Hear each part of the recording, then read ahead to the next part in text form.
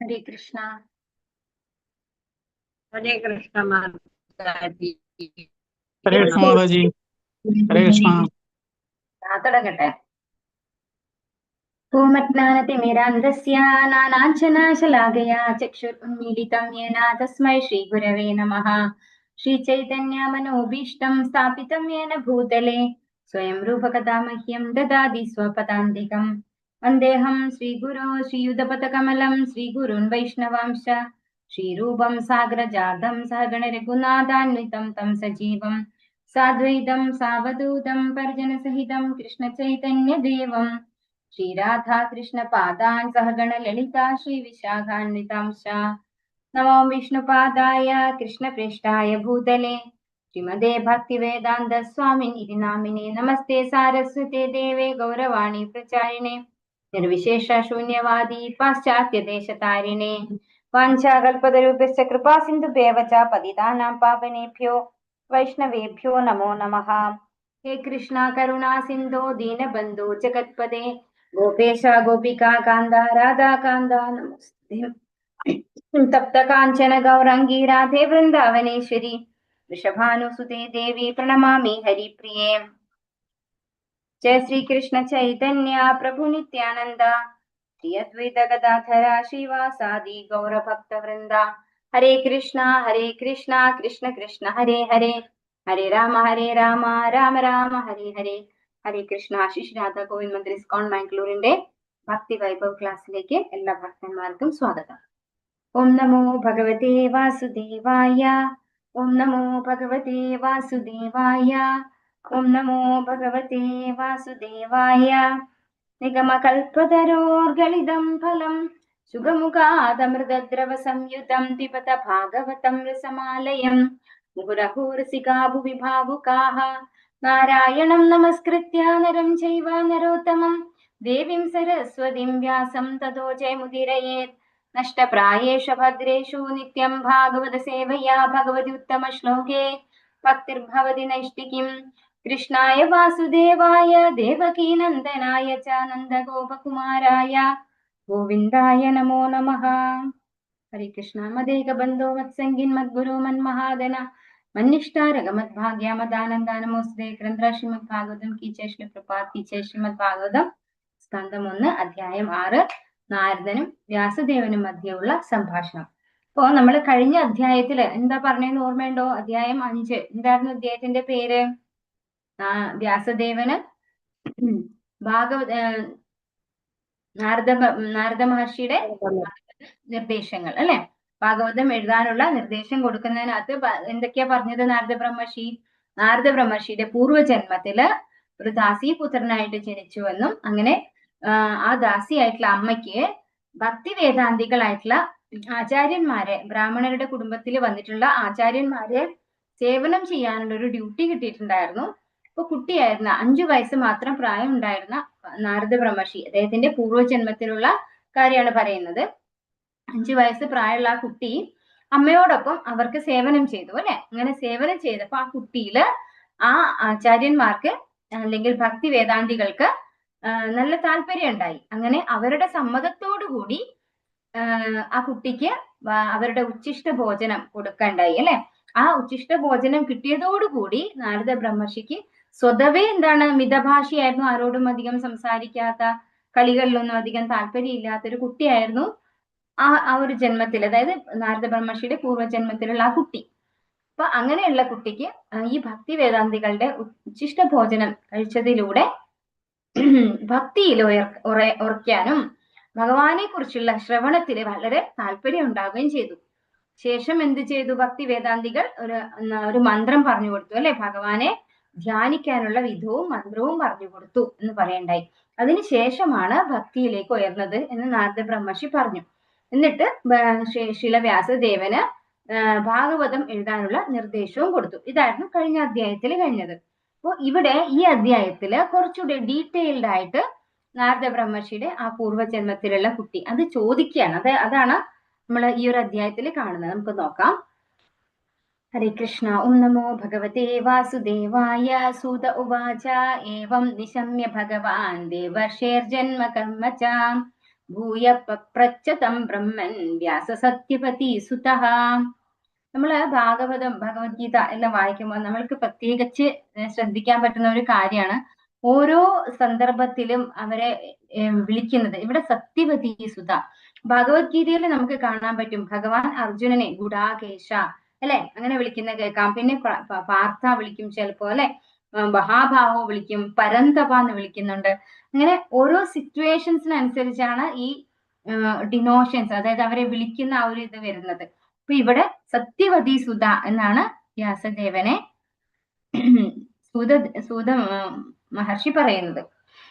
വർത്തനം ഭാരതസി ഭക്തി വേദാന്ത സംശ്ല പ്രഭാതി ശ്രീ സൂത ഗോസ്വാമി അരുളി ചെയ്തു, അല്ലയോ ബ്രാഹ്മണരെ, ഇങ്ങനെ ശ്രീ നാരദന്റെ ജന്മകർമ്മങ്ങളെ കുറിച്ചെല്ലാം ശ്രവിച്ച ഭഗവത് അവതാരവും സത്യവതി സുതനുമായ വ്യാസദേവൻ ഇപ്രകാരം അന്വേഷിച്ചു.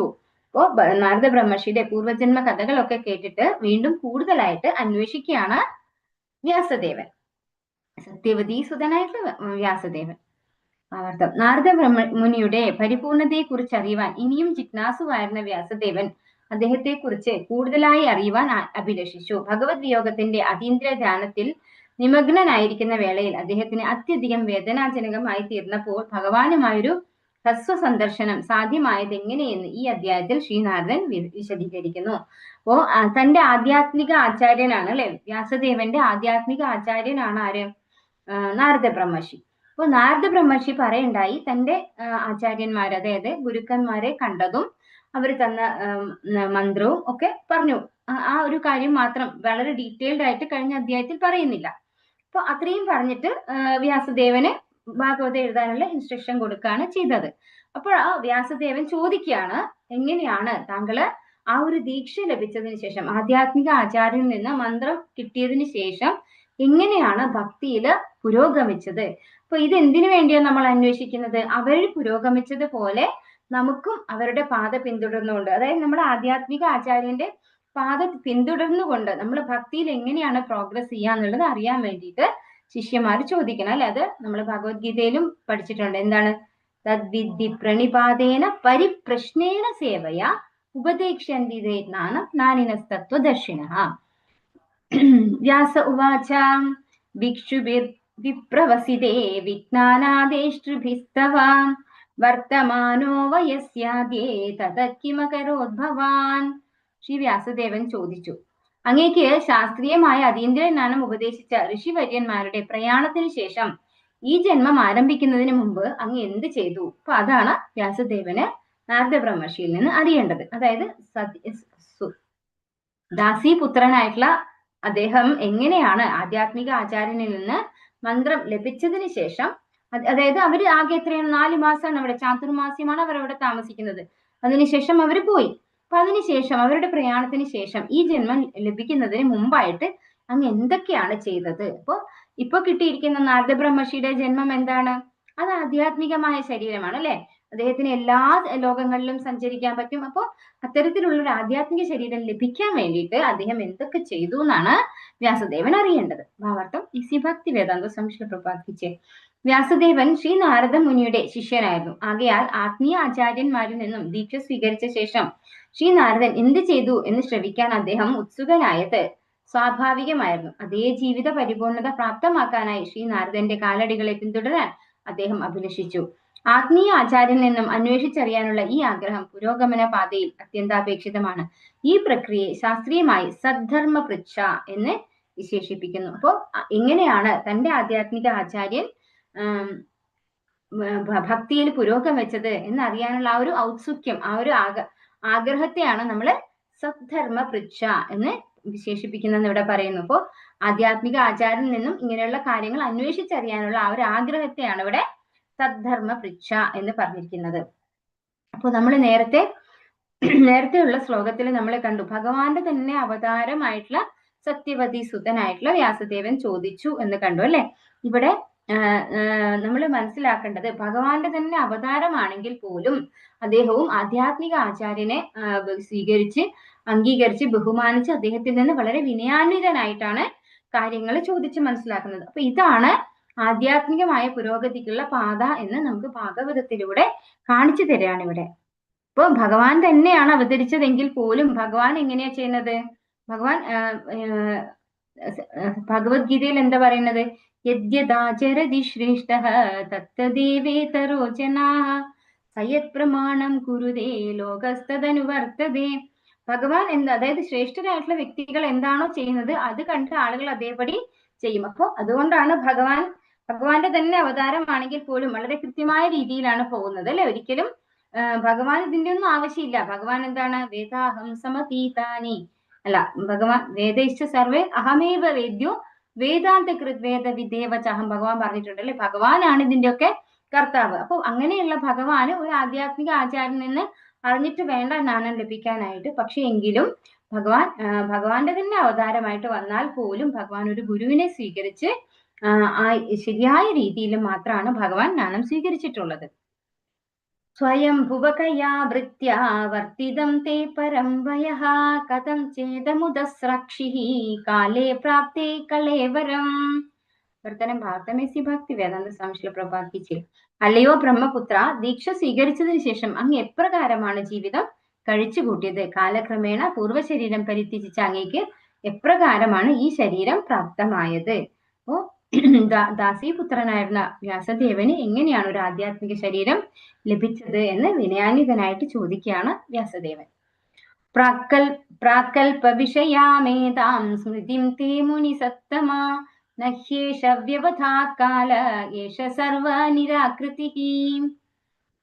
വർത്തനം ഭാരതം എസി ഭക്തി വേദാന്ത സ്വാമി പ്രഭാതിച്ച്. അല്ലയോ മഹാമുനെ, കാലം യഥാസമയം സർവ്വതും ഉന്മൂലനം ചെയ്യുന്നു. പിന്നെ എങ്ങനെയാണ് ഈ ബ്രഹ്മദിനത്തിന് മുമ്പ് സംഭവിച്ച ഈ വിഷയങ്ങളൊക്കെ കാലത്താൽ ബാധിക്കപ്പെടാതെ ഇപ്പോഴും നവമായി അങ്ങയുടെ സ്മൃതിയിലിരിക്കുന്നത്? ഇത് വളരെ ഇമ്പോർട്ടന്റ് ആയിട്ടുള്ള ഒരു ചോദ്യമാണ് അല്ലെ. ഇവിടെ എന്താ ചോദിക്കുന്നത് വ്യാസദേവൻ? കാലം നമ്മൾക്കൊന്നും കഴിഞ്ഞ ജന്മത്തെ കുറിച്ച് ഒന്നും ഓർമ്മയില്ല അല്ലെ. അതുപോലെ അർജുനനോടും ഭഗവാൻ പറയുന്നുണ്ട്, അർജുനൻ ചോദിക്കുന്നുണ്ട്, വിവസ്വാന് ഞാൻ ഇത് മുമ്പേ ഉപദേശിച്ചു കൊടുത്തിട്ടുണ്ട് എന്ന് ഭഗവാൻ പറഞ്ഞപ്പോ, വിവസ്വാൻ പണ്ടേ ഉള്ള ആളല്ലേ, ഭഗവാൻ ഇപ്പൊ ഉള്ള ആളല്ലേ എന്ന് അർജുനൻ ചോദിക്കുന്നുണ്ട്. അപ്പൊ എങ്ങനെയാണ് വിവസ്വാന് ഈ ശാസ്ത്രം ഉപദേശിച്ചു കൊടുത്തിരിക്കുന്നത്? ഞാൻ എങ്ങനെയാണ് അത് മനസ്സിലാക്കേണ്ടത് എന്ന് അർജുനൻ ചോദിക്കുന്നുണ്ട്. അപ്പൊ അർജുനനോട് ഭഗവാൻ എന്താ പറഞ്ഞത്? ബഹൂനി മേ വ്യതീതാനി ജന്മാനി തവ അർജുന, അല്ലെ, എനിക്കും ഒന്നിച്ച് ഒരുപാട് ജന്മങ്ങൾ ഉണ്ടായിട്ടുണ്ട് അർജുന. എനിക്കത് ഓർക്കാൻ സാധിക്കും, നിനക്കത് ഓർക്കാൻ സാധിക്കില്ല എന്ന് അർജുനനോട് പറയാണ്. അപ്പൊ അർജുനൻ ഭഗവാന്റെ ശുദ്ധ ഭക്തനാണ് അല്ലെ. പക്ഷെ എങ്കിൽ പോലും അർജുനന് പൂർവ്വജന്മങ്ങളെ കുറിച്ചൊന്നും ഓർമ്മയില്ല, ഭഗവാന് എല്ലാം ഓർമ്മയുണ്ട്. ഇവിടെ നാരദ ബ്രഹ്മർഷിയും ഭഗവാന്റെ ശുദ്ധ ഭക്തനാണ്. നാരദ ബ്രഹ്മർഷിക്ക് പക്ഷെ ഇപ്പൊ എല്ലാം ഓർമ്മയുണ്ട് അല്ലെ. എങ്ങനെയാണ് അതിന് സാധിക്കുന്നത്? ഇതാണ് ചോദിക്കുന്നത്. കാലം യഥാസമയം സർവ്വതും ഉന്മൂലനം ചെയ്യുന്നു. പിന്നെ എങ്ങനെയാണ് ഈ ബ്രഹ്മദിനത്തിന് മുമ്പ്, അതായത് ഇതിന്റെ തൊട്ട് മുമ്പത്തെ കൽപ്പത്തിലാണ് ഈ പറഞ്ഞിരിക്കുന്ന ദാസീപുത്രനായിട്ട് നാരദ ബ്രഹ്മർഷി വന്നിട്ടുണ്ടായിരുന്നത്. ഈ ബ്രഹ്മദിനത്തിന് മുമ്പ് സംഭവിച്ച ഈ വിഷയങ്ങളൊക്കെ കാലത്താൽ ബാധിക്കപ്പെടാതെ ഇപ്പോഴും നവമായി അങ്ങയുടെ സ്മൃതിയിൽ ഇരിക്കുന്നത് എങ്ങനെയാണ്? ഇതാണ് ആധ്യാത്മിക ആചാര്യനോട് വ്യാസദേവൻ ചോദിക്കുന്നത്. ഭാരതം എസി ഭക്തി വേദാന്ത സ്വാമി പ്രഭാതിച്ച്. ഭൗതിക ശരീരത്തിന്റെ നാശത്തിന് ശേഷവും ആത്മാവിന് നാശം സംഭവിക്കാത്തതുപോലെ ആത്മീയ അവബോധവും നശിപ്പിക്കപ്പെടുന്നില്ല. ശ്രീ നാരദൻ പൂർവ്വകൽപ്പത്തിൽ ഭൗതിക ശരീരത്തിലായിരിക്കുമ്പോൾ തന്നെ ഈ ആത്മീയ അവബോധത്തെ വികസിപ്പിച്ചു. ഭൗതിക ശരീരത്തിന്റെ അവബോധം എന്നാൽ ഭൗതിക ശരീരം എന്ന മാധ്യമത്തിലൂടെ പ്രകടിപ്പിക്കുന്ന ആത്മീയ അവബോധം എന്നർത്ഥം. ഈ അവബോധം അധമവും നാശോന്മുഖവും വികലവുമാണ്. എന്നാൽ ആത്മീയ തലത്തിൽ ഉയർന്ന മനസ്സിന്റെ ഉന്നത അവബോധം ആത്മാവിനെ പോലെ തന്നെ ഉള്ളതും ഒരിക്കലും ഉന്മൂലനം ചെയ്യപ്പെടാത്തതുമാകുന്നു. അപ്പൊ ആത്മീയ തലത്തിൽ എത്തിക്കഴിഞ്ഞാൽ ഉണ്ടാകുന്ന അവബോധം എന്ന് പറയുന്നത് ഒരിക്കലും നശിപ്പിക്കപ്പെടാത്തതാണ്. അതുപോലെ ഭഗവത്ഗീതയിൽ ഭഗവാൻ എന്താ പറഞ്ഞിട്ടുള്ളത്? 15ാമത്തെ അധ്യായത്തിൽ 15ാമത്തെ ശ്ലോകത്തില് ഭഗവാൻ എന്ത് പറയുന്നു? സർവസ്യ ചാകം സന്നിവിഷ്ടോ, അതല്ലേ മാതാജി? അതെ. അടുത്ത സെക്കൻഡ് എന്താണ്?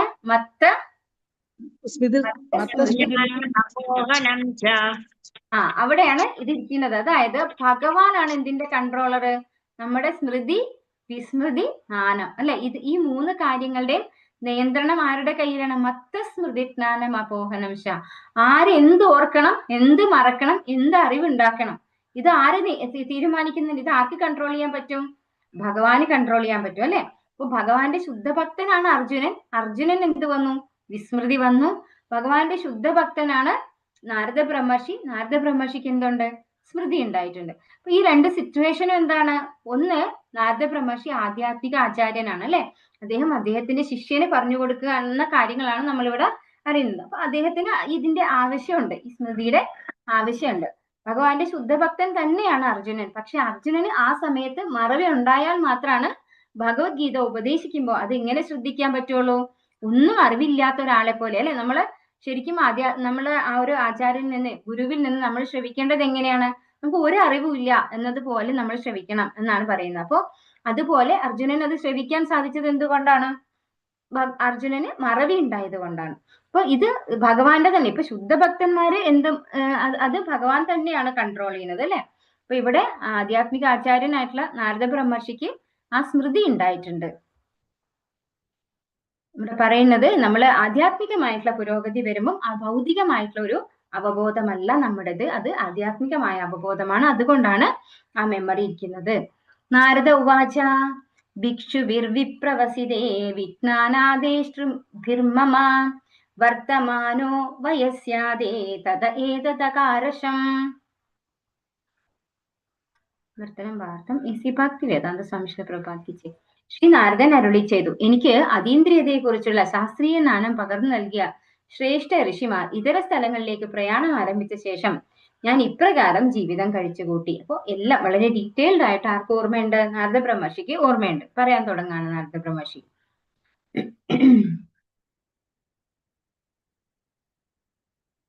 ഇവിടെ പറയുന്നു, ശ്രീ നാരദന്റെ ജീവിതത്തിൽ പ്രകടമായ മാറ്റമുണ്ടായി. പ്രാമാണികരായ ആധ്യാത്മിക ഗുരുവിൽ നിന്ന് ദീക്ഷ സ്വീകരിച്ച ശേഷം ദൃശ്യമാകുന്ന പ്രമുഖ ലക്ഷണമാണത്. ഭക്തരുമായുള്ള യഥാർത്ഥ സംസർഗം ജീവിതത്തിൽ ആത്മീയ സാക്ഷാത്കാരത്തിനായി ശീഘ്രമായ പരിവർത്തനം ഉണ്ടാക്കുന്നു. ശ്രീ നാരദ മുനിയുടെ പൂർവ്വജന്മത്തിൽ അത് എപ്രകാരമാണ് സംഭവിച്ചതെന്ന് തുടർന്ന് വിശദീകരിക്കുന്നു. അപ്പോ ഇത് നമുക്കും എല്ലാവർക്കും എക്സ്പീരിയൻസ് ചെയ്തിട്ടുണ്ടാവും അല്ലെ. നമ്മളും ദീക്ഷയ്ക്ക് മുമ്പുള്ള ലൈഫും ദീക്ഷയ്ക്ക് ശേഷമുള്ള ലൈഫും നമ്മളും ഒക്കെ എക്സ്പീരിയൻസ് ചെയ്തതായിരിക്കും. അതായത് ദീക്ഷയ്ക്ക് മുമ്പുള്ള നമ്മുടെ ആധ്യാത്മിക പുരോഗതി സ്ലോ ആയിരിക്കും. ദീക്ഷ ലഭിച്ചതിന് ശേഷം പിന്നെ നമുക്ക് എന്താണ്, ആ ഗുരുവിനോട് ഒരു ഭയങ്കരമായ ഒരു ആത്മാർത്ഥത ഉണ്ടാവും അല്ലെ. നമ്മുടെ ആ ഒരു യഥാർത്ഥത്തിലുള്ള ആ ഗുരുവിനെ കിട്ടിക്കഴിഞ്ഞാൽ നമുക്ക് ആ ഒരു ഇനിയും ഭക്തിത സേവനത്തില് പുരോഗമിക്കണം എന്നുള്ള അതിയായ ആഗ്രഹം ഉണ്ടാവും. നേരത്തെ അതില്ലായിരുന്നു അല്ലെ. നേരത്തെ നമ്മള് കുറേശ്ശെ ഭൗതികമായ കാര്യങ്ങൾ ചെയ്ത് ആ കൂട്ടത്തിൽ ഇങ്ങനെ ഒരു ചടങ്ങ് പോലെ നമ്മൾ ചെയ്യുന്നതിന് പകരം കുറച്ചുകൂടെ അഡ്വാൻസ്ഡ് ആവാൻ എല്ലാവരുടെ ഉള്ളിലും ഒരു ആഗ്രഹം ഉണ്ടാവും നമുക്ക് ഗുരുവിനെ ലഭിച്ചു കഴിഞ്ഞാൽ. കാരണം ഗുരുവിന്റെ ഒരു കാരുണ്യം കൂടെ നമുക്ക് ലഭിക്കുന്നുണ്ട്. അദ്ദേഹം എന്താണ്, ഗുരു എന്ന് പറയുന്നത് ഒരിക്കലും ഈ ഭൗതികമായിട്ടുള്ളൊരു വ്യക്തിയല്ല. അപ്പൊ ഭഗവാന്റെ നേരിട്ടുള്ള ഒരു പ്രതിനിധിയാണ്. അപ്പൊ അതുകൊണ്ട് തന്നെ ആ ഒരു എന്താ പറയാ സത്സംഗം നമുക്ക് കിട്ടിക്കഴിയുമ്പോൾ നമുക്ക് ഭക്തിയിൽ പുരോഗമിക്കാനുള്ള ഒരു ഊർജം നമുക്ക് കൂടുതലായിട്ട് കിട്ടും. ഓം നമോ ഭഗവതേ വാസുദേവായ ഏകാത്മജാമേ ജനനീ യൂഷിന്മൂഢാച കിം കരി മയ്യാത്മജേനന്യഗതൗ ചക്രേ സ്നേഹാനുബന്ധനം. നാരദ ബ്രഹ്മർഷി തന്റെ ആ ഒരു കുട്ടിക്കാലം, പൂർവ്വജന്മത്തിലെ കുട്ടിക്കാലം പറയാണ്. അമ്മയെ കുറിച്ചാണ് ഇവിടെ പറയുന്നത്. വർത്തനം വാർത്തമേസി ഭക്തി വേദാന്ത സ്വാമി ശ്രീ പ്രഭാതിച്ച് ഒരു സാധാരണ സ്ത്രീ മാത്രമല്ല പരിചാരികയും കൂടിയായ എന്റെ മാതാവിന്റെ ഏകപുത്രനാകയാൽ അവർക്ക് സംരക്ഷണത്തിന് ഞാൻ ഒഴികെ മറ്റൊരു വഴിയും ഇല്ലായിരുന്നു. ആകയാൽ അവർ സ്നേഹപാശത്താൽ എന്നെ ബന്ധിച്ചു. അപ്പൊ ആ അമ്മ മാത്രമേ ഈ കുട്ടിക്ക് ഉണ്ടായിരുന്നുള്ളൂ, അതുപോലെ ഈ കുട്ടി മാത്രമേ അമ്മയ്ക്കും ഉണ്ടായിരുന്നുള്ളൂ.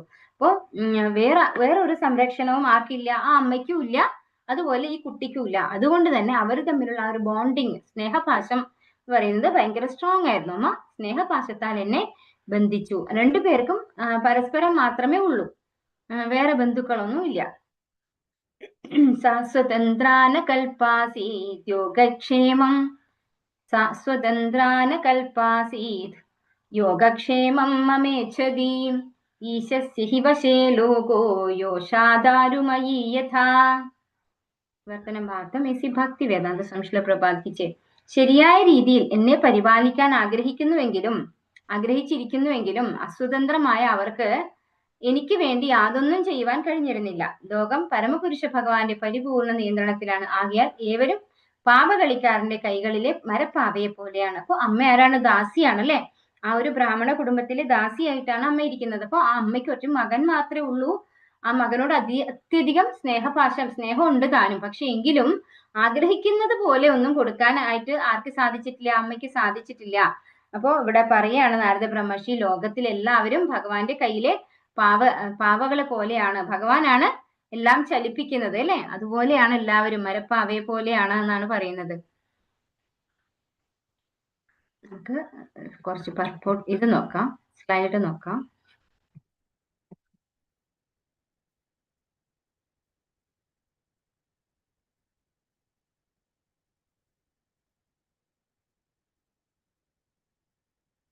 കൃഷ്ണ അധ്യായം 6 സംഗ്രഹം ഇവിടെ പറയുന്നുണ്ട്. 1 മുതൽ 4 വരെയുള്ള ശ്ലോകങ്ങളില് ശ്രീ വ്യാസദേവൻ ശ്രീ നാരദന്റെ ജീവിതത്തെ കുറിച്ച് കൂടുതൽ അന്വേഷിക്കുന്നു.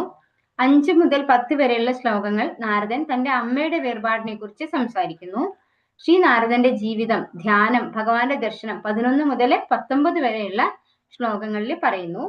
20 മുതൽ 25 വരെയുള്ള ശ്ലോകങ്ങളില് ഭഗവാൻ നാരദനെ ഉപദേശിക്കുകയും ആശ്വസിപ്പിക്കുകയും ചെയ്യുന്നു.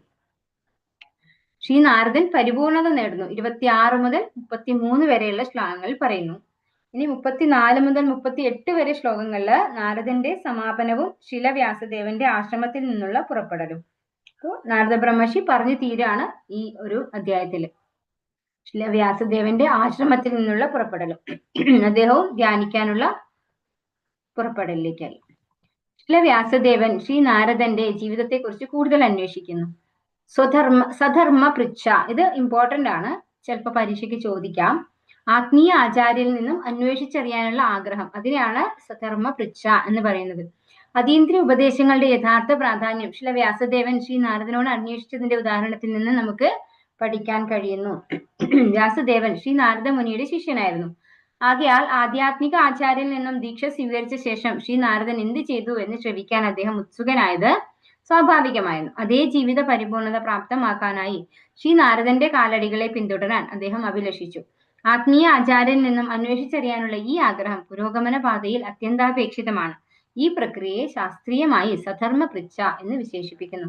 അപ്പൊ ആധ്യാത്മിക ആചാര്യനിൽ നിന്ന് എങ്ങനെയാണ് അദ്ദേഹം ഭക്തിയിൽ പുരോഗമിച്ചത്, അദ്ദേഹത്തിന്റെ പാത പിന്തുടരാൻ ആഗ്രഹിക്കുന്ന ഒരു ശിഷ്യൻ അദ്ദേഹത്തിൽ നിന്ന് കൂടുതൽ അറിയാൻ അന്വേഷിച്ചറിയണം, അതാണ് ഇവിടെ പറഞ്ഞിരുന്നത്. ആ ഒരു ആഗ്രഹത്തെ, അതായത് അങ്ങനെ ആധ്യാത്മിക ആചാര്യന് ചോദിച്ചറിയാനുള്ള ആഗ്രഹത്തെയാണ് സധർമ്മ പൃച്ഛ എന്ന് പറയുന്നത്.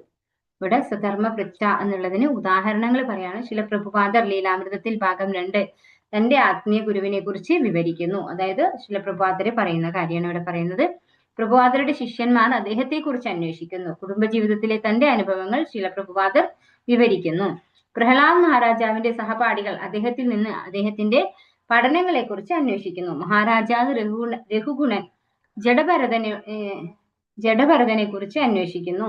ശ്രീരാമനും ലക്ഷ്മണനും വിശ്വാമിത്രനെ കുറിച്ച് അന്വേഷിക്കുന്നു. അപ്പോൾ ശിഷ്യന്മാരെല്ലാവരും ഗുരുവിന്റെ പാത പിന്തുടരാനായിട്ട് അവരെങ്ങനെയാണ് ആധ്യാത്മിക പുരോഗതി നേടിയത് എന്ന് അന്വേഷിക്കുന്ന കാര്യമാണ് ഇവിടെ പറഞ്ഞിരുന്നത്. രഘുഗുണ മഹാരാജാവിന്റെ ഒക്കെ കാര്യം ഭാഗവത്തിൽ തന്നെ നമുക്ക് വരുന്ന സ്കന്ധങ്ങളിലൊക്കെ നമുക്ക് കാണാൻ സാധിക്കും.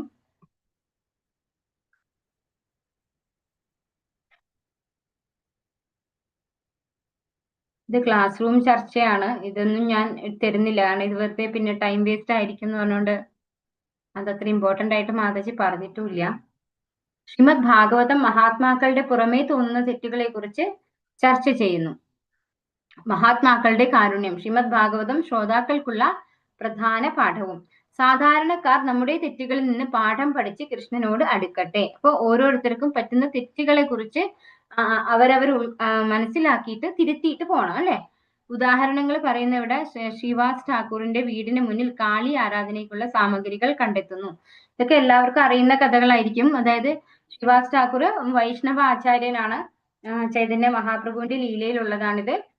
അദ്ദേഹം രാത്രി കാലങ്ങളിലും ഒക്കെ ചൈതന്യ മഹാപ്രഭുവിന്റെ ഒപ്പം വാതിൽ അടച്ചിട്ട് സങ്കീർത്തനം ചെയ്യാറുണ്ടായിരുന്നു. കാരണം മറ്റുള്ളവരൊന്നും ഭക്തിയിൽ ഇല്ലാത്തത് കൊണ്ട് അവരുടെ മുന്നിൽ കാണിക്കാറില്ല. ചൈതന്യ മഹാപ്രഭു സ്വയം ഭഗവാന്റെ അവതാരമാണല്ലോ. അപ്പൊ അവിടെ ഭക്തന്മാര് മാത്രം ഉള്ളിടത്താണ് സങ്കീർത്തനം ചെയ്യാറുള്ളത്. അപ്പോ അങ്ങനെ മറ്റുള്ളവർക്കൊക്കെ ഒരു ദേഷ്യം, അദ്ദേഹം കാളി ആരാധന നടത്തുന്ന ആളാണ് എന്ന്, കള്ളത്തരമാണ് ചെയ്യുന്നത് എന്നൊക്കെ പറഞ്ഞ് ബോധിപ്പിക്കാൻ വേണ്ടിയിട്ട് പുറത്ത് അദ്ദേഹത്തിന്റെ വീടിന്റെ പുറത്ത് അത്തരത്തിലുള്ള മാംസവും അതൊക്കെ കൊണ്ടുവന്നിട്ട് അവിടെയൊക്കെ ചീത്തയാക്കി വെച്ചു. അപ്പൊ ഭഗവാൻ തന്നെ അത് റെക്ടിഫൈ ചെയ്തല്ലാതെ ആരെയും ക്ലാരിഫൈ ചെയ്യാൻ ആര് പോയിട്ടില്ല, ശ്രീവാസ് ഠാക്കൂർ പോയിട്ടില്ല എന്നാണ് പറയുന്നത്. പക്ഷെ അങ്ങനെ ഒരു വൈഷ്ണവനോട് അപരാധം ചെയ്തു കഴിഞ്ഞാൽ അവർക്കാണ് ദോഷം ചെയ്യുക അല്ലെ. വൈഷ്ണവ അപരാധം ഏറ്റവും വലിയൊരു അപരാധമാണ്. ഇവിടെ ചിത്രകേതു മഹാരാജാവിന്റെ പിക്ചർ നമുക്ക് ഇവിടെ കാണാൻ പറ്റും. ചിത്രകേതു മഹാരാജാവ് മഹാദേവനും പാർവതി ഇരിക്കുന്ന സമയത്ത് വൈരാഗ്യത്തെ കുറിച്ച് പാർവതിയെ മടിയിലിരുത്തി ആലിംഗനം ചെയ്തുകൊണ്ടാണോ പറയുന്നേ എന്ന് വിചാരിച്ച് ഒന്ന് ചിരിച്ചു ചിത്രകേതു മഹാരാജാവ്. അപ്പോ പാർവതി ദേവിക്ക് ദേഷ്യം വരെയും ഒരു അസുരനായി വരട്ടെ എന്ന് പറഞ്ഞ് അദ്ദേഹം അസുരനായിട്ട് വരികയാണ് ചെയ്യുന്നത്. പക്ഷെ ആ അസുരൻ ഒരു ഭക്തനാണ് അസുരനായിട്ട് വന്നല്ലേ. ആ ജന്മത്തിൽ തന്നെ ഭഗവത്ധാമത്തിലേക്ക് തിരിച്ചു പോവുകയുണ്ടായി. ദേവേന്ദ്രന്റെ കയ്യിൽ നിന്ന് മരണം സ്വീകരിച്ചുകൊണ്ട് അദ്ദേഹം വളരെ പെട്ടെന്ന് തന്നെ ആധ്യാത്മിക പുരോഗതിയിലേക്ക് പോവുകയുണ്ടായി. അപ്പോ മഹാത്മാക്കളുടെ പുറമേ തോന്നുന്ന തെറ്റുകളെ കുറിച്ച് ചർച്ച ചെയ്യുന്ന ഒരു ഗ്രന്ഥമാണ് ശ്രീമദ് ഭാഗവതം. അപ്പൊ മഹാത്മാക്കളായിട്ടുള്ള ആളുകൾക്ക് തെറ്റ് പറ്റിയാലും എന്താണ് സംഭവിക്കുന്നത്? വളരെ പെട്ടെന്ന് തന്നെ അവർക്ക് തിരുത്താനും തിരിച്ച് ഭഗവത്ധാമത്തിലേക്ക് പോകാനുള്ള ഒരു എന്താ പറയാ എളുപ്പത്തിൽ എത്താനുള്ള ഒരു ടിക്കറ്റ് ആയിട്ടാണ് അത് വരുന്നത്. ഇല്ലെങ്കിൽ ചിലപ്പോൾ അവർക്ക് വേറെയും ജന്മങ്ങൾ എടുക്കേണ്ടി വന്നേനെ. പക്ഷെ ആ ഒരു ശാപം കൊണ്ടോ അല്ലെങ്കിൽ ആ ഒരു വീഴ്ച കൊണ്ടോ അവർക്ക് വളരെ പെട്ടെന്ന് ഭഗവത്ധാമത്തിലേക്ക് എത്താൻ സാധിക്കുന്നു. ഇവിടെ നമുക്ക് മോഹിനി അവതാരവും മഹാദേവന്റെ മോഹിനി അവതാരത്തിന്റെ പുറകെ പോകുന്ന ഒരു പിക്ചർ കാണാം. ഇതെനിക്ക് മനസ്സിലാവുന്നത് നമ്മള് ദേവേന്ദ്രൻ മഴ പെയ്യിക്കുന്നുണ്ടല്ലോ, നമ്മള് ഗോവർദ്ധന ലീല കഴിഞ്ഞിട്ട് ഭഗവാന് അഭിഷേകം ചെയ്യുന്നതായിട്ടാണ് എനിക്കത് മനസ്സിലാക്കാൻ സാധിക്കുന്നത്.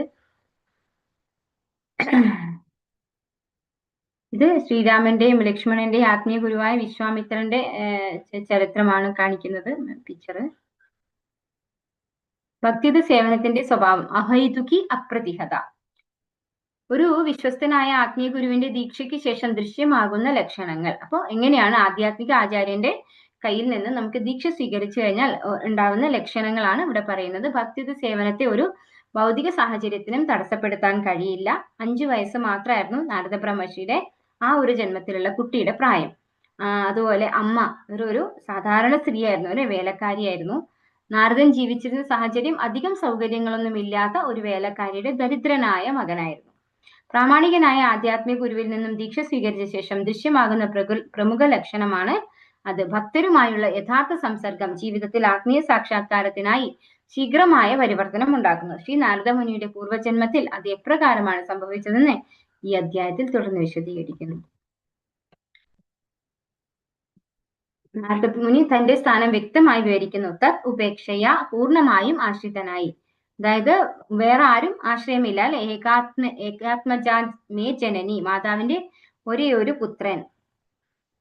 ഇത് just word by word meaning ആണ്.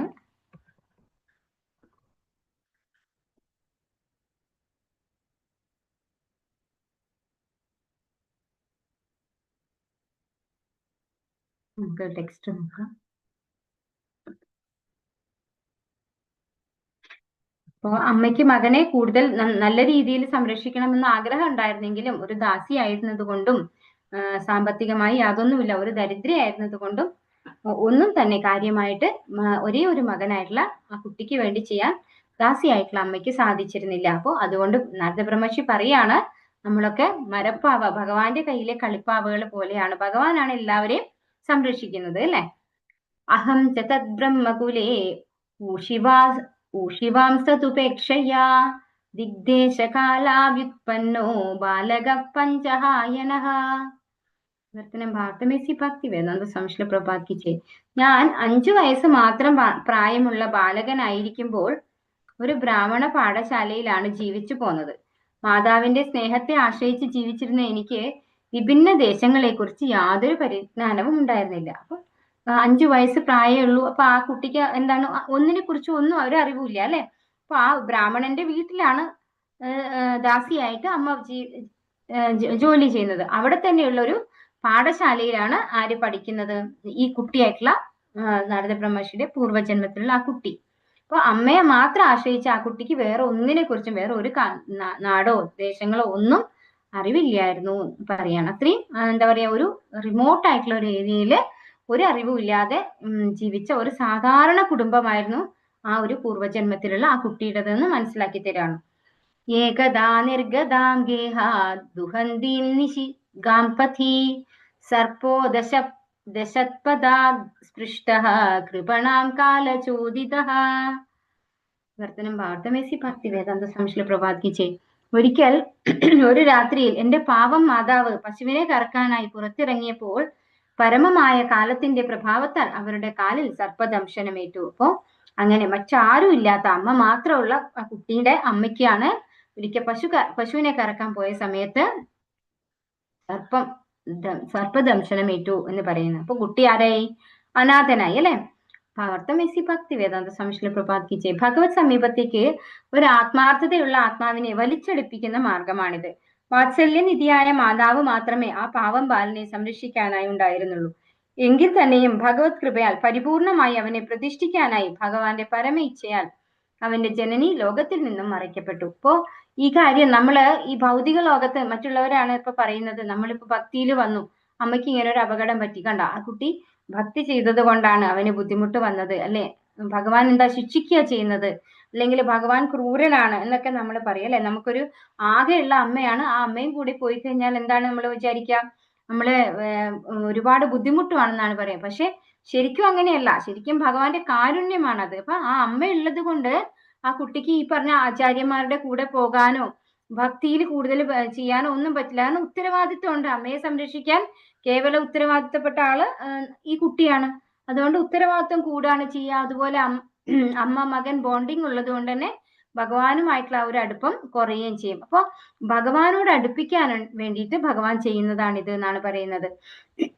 ഭഗവത് സമീപത്തേക്ക് ഒരു ആത്മാർത്ഥതയുള്ള ആത്മാവിനെ വലിച്ചെടുപ്പിക്കുന്ന മാർഗമാണിത് എന്ന് പ്രഭാതര് പറഞ്ഞു തരുന്നു. ഇത് ചൗരാഷ്ടകം എല്ലാവരും കേട്ടിട്ടുണ്ടാവും അല്ലെ, അതിലും ഈ കാര്യങ്ങൾ പറയുന്നുണ്ട് അല്ലെ. നമ്മളെ ഭഗവാൻ ഒന്നുമില്ലാത്തവരാക്കി മാറ്റും. അതുപോലെ കുന്തി മഹാറാണി പറയുന്നുണ്ട്, നമ്മോ അകിഞ്ചന വിത്തായ അല്ലെ, ഒന്നും ഇല്ലാത്തവന്റെ സമ്പത്താണ് ഭഗവാൻ എന്ന് പറയുന്നുണ്ട്. തഥാ തതഹമീശസ്യ ഭക്താനാം ശമഭിപ്സതഃ അനുഗ്രഹം മന്യമാനഃ പ്രാതിഷ്ഠം ദിശമുത്തരാം. വർത്തനം ഭാരതമേസി ഭക്തി വേദാന്ത സംശ്ല പ്രഭാത് കി ജയ്. സദാസ്വഭക്തർക്ക് അനുഗ്രഹം മാത്രം കാക്ഷിക്കുന്ന ഭഗവാന്റെ സവിശേഷ കരുണയായി ഇതിനെ സ്വീകരിച്ച ഞാൻ അപ്രകാരം ചിന്തിച്ചുകൊണ്ട് ഉത്തര ദിശയിലേക്ക് പ്രയാണം ആരംഭിച്ചു. അപ്പൊ ഉത്തരവാദിത്വങ്ങളൊന്നും ഇല്ലാതെയായി അല്ലെ. കുട്ടിക്ക് 5 വയസ്സായ കുട്ടി നേരത്തെ ഭക്തി വേദാന്തികൾ വന്നപ്പോ ചോദിച്ചതാണ് കൂടെ പോരുന്നു എന്ന്. പക്ഷെ അമ്മ ഉള്ളത് കൊണ്ട്, അമ്മയെ സംരക്ഷിക്കാനുള്ള ഉത്തരവാദിത്വം ഉള്ളത് കൊണ്ട് പോയില്ല. പക്ഷെ ഇപ്പൊ എന്ത് സംഭവിച്ചു? അമ്മയെ സർപ്പം ദംശിച്ചു, അമ്മ പോയി അല്ലെ, അമ്മ മരിച്ചു. അപ്പൊ ഇനി എന്താണ്? ഉത്തരവാദിത്തങ്ങളൊന്നുമില്ല. അപ്പൊ എന്ത് ചെയ്തു നാരദ ബ്രഹ്മർഷി? സദാ സുഭക്തർക്ക് അനുഗ്രഹം മാത്രം കാക്ഷിക്കുന്ന ഭഗവാന്റെ സവിശേഷ കരുണയായി ഇതിനെ സ്വീകരിച്ച ഞാൻ അപ്രകാരം ചിന്തിച്ചുകൊണ്ട് ഉത്തരദിശയിലേക്ക് പ്രയാണം ആരംഭിച്ചു. അപ്പൊ അമ്മ ഇല്ലാതെയായത് വളരെ വലിയ ദുഃഖമായിട്ടല്ല ആ കുട്ടി എടുത്തത്. എന്താ ചിന്തിച്ചത്? ഭഗവാന്റെ സവിശേഷ കരുണയായിട്ടാണ് തന്റെ ജീവിതത്തിൽ വന്ന ഒരു നെഗറ്റീവിനെ നാരദ ബ്രഹ്മർഷി സ്വീകരിച്ചത്. എന്നിട്ട് ഉത്തരദിശയിലേക്ക് പോയി.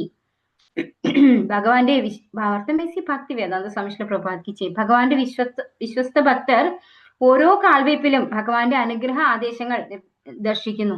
ലൗകികമായ അർത്ഥത്തിൽ വിഷമകരമായി തോന്നുന്ന സന്ദർഭങ്ങളെയും അവർ ഭഗവാന്റെ സവിശേഷ കൃപയായി അംഗീകരിക്കുന്നു. ലൗകിക അഭിവൃദ്ധി ഒരു തരത്തിലുള്ള ഭൗതിക ജ്വരമാകുന്നു. ഭഗവത് കൃപയാൽ ഈ ഭൗതിക ജ്വരത്തിന്റെ താപം ക്രമേണ ശമിക്കുകയും ആത്മീയ ആരോഗ്യം പടിപടിയായി കരസ്ഥമാവുകയും ചെയ്യുന്നു. ലൗകികരായ ജനങ്ങൾ ഇതിനെ തെറ്റിദ്ധരിക്കുന്നു. അപ്പോൾ ആധ്യാത്മികമായ പുരോഗതി വരുമ്പോൾ നമുക്ക് ഈ ലൗകികമായതിനോടുള്ള താല്പര്യം കുറയണം അല്ലെ, സ്വാഭാവികമായിട്ട് ഇത് കുറയണം. അപ്പൊ അതിന് ഭഗവാന്റെ സഹായവും കൂടി നമുക്ക് കിട്ടുകയാണ് ചെയ്യുന്നത്. അപ്പോൾ ഇങ്ങനെയുള്ള കാര്യങ്ങൾ, അങ്ങനെ ആധ്യാത്മികമായ പുരോഗതി ഉള്ളവർ എങ്ങനെയാ എടുക്കുന്നത്? ഭഗവാന്റെ കാരുണ്യമായിട്ടാണ് എടുക്കുന്നത്. ഇവിടെ 9 മുതൽ 10 വരെയുള്ള ശ്ലോകം. ഈ ഭൗതിക ലോകത്തിലെ കാര്യങ്ങളെ നോക്കുന്നതിൽ ഒരു പുരോഗമിച്ച ആത്മാവിന്റെ ബോധം. യഥാർത്ഥ പക്വത എന്ന് പറയുന്നത് ഒരു വിപരീത അവസ്ഥയെ കർത്താവിന്റെ കാരുണ്യമായി സ്വീകരിക്കുക എന്നതാണ്. ആത്മാർത്ഥതയുള്ള ആത്മാവിനെ ഭഗവാനിലേക്ക് അടുപ്പിക്കുന്ന രീതി അതാണ്. ശ്രീ ഭഗവാനുവാച യസ്യാഹമനുഗൃഹ്ണാമി ഹരിഷ്യേ തദ്ധനം ശനൈഹി തതോ ധനം ത്യജന്ത്യസ്യ സ്വചനാ ദുഃഖ ദുഃഖിതം. ഇപ്പൊ ഭഗവാൻ 10ാമത്തെ സ്കന്ധത്തില് 88ാമത്തെ അധ്യായത്തിൽ 8ാമത്തെ ശ്ലോകത്തിൽ പറഞ്ഞിട്ടുള്ളതാണ്. എന്താണ്? സ്യാഹം അനുഗൃഹ്ണാമി, ഞാൻ അവരെ അനുഗ്രഹിക്കും. ഹരിഷ്യേ, ഹരിഷ്യ പറഞ്ഞാൽ എന്താണ്? അപഹരിക്കുക അല്ലെ. തദ്ധനം ശനൈഹി, അവരുടെ ധനം കുറേശ്ശെയായിട്ട് ഞാൻ ഹരിക്കും.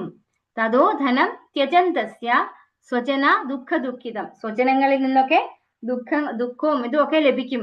എന്തുകൊണ്ടാണ്? ഭഗവാനോട് കൂടുതൽ അടുക്കാൻ വേണ്ടിയാണ് ഭഗവാൻ അത് ചെയ്യുന്നത്. സന്യാസം സ്വീകരിക്കുന്നതിന് മുമ്പുള്ള ശില പ്രഭുപാദരുടെ സാഹചര്യങ്ങൾ. അപ്പൊ നമുക്ക് ശില പ്രഭുപാദരുടെ ലൈഫൊക്കെ എടുത്തു നോക്കിയാൽ അറിയാൻ പറ്റും അല്ലെ. പിന്നെ ആദ്യം ബിസിനസ്മാൻ ആയിരുന്നു, പിന്നെ എല്ലാം നശിച്ചുപോയി അല്ലെ. ഒരു ഘട്ടത്തിൽ പ്രോഗ്രസ് ഉണ്ടായി, ഒരു ഘട്ടത്തിൽ എല്ലാം നശിച്ചുപോയി. പിന്നെ ഭാര്യ എന്താണ് എഴുതി വെച്ച ഭാഗവതം ഒക്കെ വിറ്റിട്ട് തേയില വാങ്ങിക്കാൻ വേണ്ടിയിട്ട് ഭാര്യ അതൊക്കെ വിൽക്കുകയുണ്ടായി. അപ്പോ പ്രഭാതര് ചോദിക്കുന്നുണ്ട്, നിനക്ക് ചായ ആണോ വേണ്ടത്, ഞാനാണോ വേണ്ടതെന്ന്. തമാശ രൂപേണ ഭാര്യ പറഞ്ഞു അത്രേ, എനിക്ക് ചായ മതി. അപ്പൊ അതുകൊണ്ടാണ് നമുക്ക് ഭാഗവതവും ഇതൊക്കെ ലഭിക്കുകയും അല്ലെ. ഇസ്കോൺ പോലെയുള്ള ഒരു ഇന്റർനാഷണൽ സൊസൈറ്റി ഒക്കെ രൂപീകരിക്കാൻ സാധിച്ചത്. അദ്ദേഹം സന്യാസം സ്വീകരിക്കേണ്ടായി ശേഷം പൂർണ്ണമായിട്ട് ഭക്തി മാത്രം ചെയ്യുന്ന ഒരു രീതിയിലേക്ക് വരേണ്ടായി. അപ്പൊ നമ്മുടെ ഭൗതികമായ ഓരോ നഷ്ടങ്ങള് ആധ്യാത്മികമായ വലിയ പുരോഗതിക്കുള്ള കാരണമായിട്ട് മാറും. ഭക്താനാം ശം അഭിപ്സതഃ. പരമപുരുഷൻ എപ്പോഴും തന്റെ ഭക്തർക്ക് ഐശ്വര്യം മാത്രമേ ആഗ്രഹിക്കുന്നുള്ളൂ എന്ന് ശ്രീ നാരദന് മനസ്സിലായി. യഥാർത്ഥ ഐശ്വര്യം എന്ന് പറയുന്നത് നമ്മുടെ ഭൗതികമായ പുരോഗതി അല്ലെങ്കിൽ സാമ്പത്തികമായ പുരോഗതി അല്ല. അത് നാരദ ബ്രഹ്മർഷിക്ക് മനസ്സിലായി. അനുഗ്രഹം മന്യമാനഃ. നാരദ മുനി ഈ സംഭവത്തെ ഭഗവാന്റെ കാരുണ്യമായി കണക്കാക്കി. ദുഷ്കരമായ സാഹചര്യങ്ങളിൽ പക്വതയോടെ ശരിയായ പ്രതികരണത്തിന്റെ പ്രാധാന്യം. ഉദാഹരണം ധ്രുവ മഹാരാജാവിന്റെ കഥ, മഹാരാജാവ് ഉത്താനപാദന്റെ പ്രതികരണം, സുനീതിയുടെ പ്രതികരണം. പ്രതികൂല സാഹചര്യങ്ങളോടുള്ള പക്വതയുള്ള ഒരു ഭക്തന്റെ പ്രതികരണം. ഭഗവാന്റെ കാരുണ്യമായി ഒരു വിപരീത അവസ്ഥയെ സ്വീകരിക്കുക എന്നതാണ് യഥാർത്ഥ പക്വത. തത്താനുകമ്പാം സുസമീക്ഷമാണോ ഭുഞ്ചാന ഏവാത്മകൃതം വിപാകം കൃദ്വാഗ്വപുർഭിർ വിദധന്നമസ്തേ ജീവേദയോ മുക്തിപദേ സദായഭാഗ്. ശ്രീമദ് ഭാഗവതം 10:14-8. ഇത് ബ്രഹ്മവിമോഹന ലീല കഴിഞ്ഞിട്ട് ബ്രഹ്മാവ് ഭഗവാനെ സ്തുതിക്കുന്ന ഒരു ശ്ലോകമാണ് അല്ലെ. ഭഗവാന്റെ കാരുണ്യമാണ് ഇങ്ങനെയുള്ള ബുദ്ധിമുട്ടൊക്കെ വരുന്നത് ഭഗവാന്റെ കാരുണ്യമായിട്ടാണ് ഭക്തന്മാര് കണക്കാക്കുന്നത്. ആത്മാവിന്റെ ആന്തരിക വിളി ഉണരുമ്പോൾ ഒരു ഭക്തൻ ഉടനടി ഭഗവാന് കീഴടങ്ങുന്നു. ചിലപ്പോൾ സാമൂഹിക ആചാരങ്ങളെ കുറിച്ച് ചിന്തിക്കുന്നില്ല. മുഴുവൻ സമയ ഭക്തി സേവനത്തിൽ ഏർപ്പെടാനുള്ള അടിയന്തര ബോധം. അപ്പോ നമ്മളിപ്പോ അമ്മ കൂടെ ഉണ്ടായിരുന്നെങ്കിൽ പൂർണ്ണമായിട്ട് ഭക്തിയിൽ ഉയരാൻ ആർക്ക് സാധിക്കുമായിരുന്നില്ല? ആ കുട്ടിക്ക് സാധിക്കുമായിരുന്നില്ല. പക്ഷെ അമ്മ പോയത് കൊണ്ട് എന്തായി? പൂർണ്ണമായിട്ട് 100% ഭക്തിയിൽ പുരോഗമിക്കാനുള്ളൊരു സിറ്റുവേഷൻ അതാണ് ആർക്ക് കിട്ടുന്നത്? ആ ഒരു കുട്ടിക്ക് കിട്ടുന്നത്. ഇവിടെ ഉദാഹരണം പറയാണ്, ധ്രുവന്റെ വിവാഹത്തിന് മുമ്പ് രാജാവ് ഉത്താനപാദൻ വിരമിച്ചു. അപ്പൊ അതിനുവേണ്ടി വെയിറ്റ് ചെയ്യുന്നില്ല. അതായത് ധ്രുവ മഹാരാജാവ് വിവാഹം കഴിച്ച് ഗൃഹസ്ഥനായി മാറുന്നത് വരെ ഞാൻ അവിടെ തുടരാമെന്ന് ആര് വിചാരിച്ചില്ല? ഉത്താനപാദൻ വിചാരിച്ചില്ല. ഉത്താനപാദനോട് നാരദ ബ്രഹ്മർഷി ഇതുപോലെ പോയി ഉപദേശം കൊടുത്തപ്പോ അദ്ദേഹം ധ്രുവ മഹാരാജാവിന്റെ വിവാഹത്തിന് മുമ്പേ തന്റെ ജോലിയൊക്കെ വേണ്ട വെച്ച് രാജ്യഭാരമൊക്കെ ഉപേക്ഷിച്ച് ആധ്യാത്മിക പുരോഗതിക്ക് വേണ്ടിയിട്ട് പോവുകയുണ്ടായി. പ്രചേതസിന്റെ തിരിച്ചുവരവിന് മുമ്പ് രാജാവ് പ്രാചീന ബർഹി വിരമിച്ചു.